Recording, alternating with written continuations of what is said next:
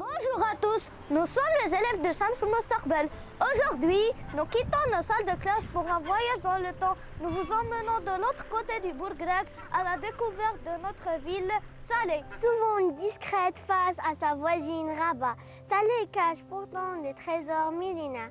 Une vie dont les murs racontent des siècles d'histoire. Suivez-nous pour un voyage entre terre et mer. Regardez cette porte monumentale, construite au XIIIe siècle par les Mérinides. Imaginez-vous, ici, l'eau de Bourg-Grec est arrivée jusqu'au pied de cette porte monumentale. Bab Marassa n'était pas qu'une simple porte, c'est un arsenal maritime où les navires de la flotte entraient directement pour être réparés. Sa hauteur de 9 mètres permettait aux mâts de bateaux de passer. C'était le port le plus dynamique du royaume. Nous voici au Borj Doumour. Ici, au bastion des larmes, l'ambiance est différente. C'était le poste de garde contre les invasions pirates et étrangères. Ce fort servait à protéger la ville contre les invasions venues de la mer.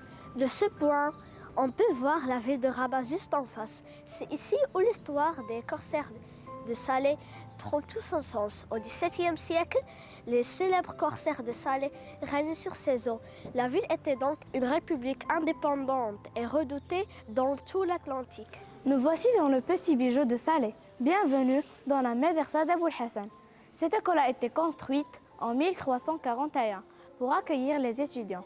C'était à la fois une école et une résidence pour eux en théologie, en sciences et en religion.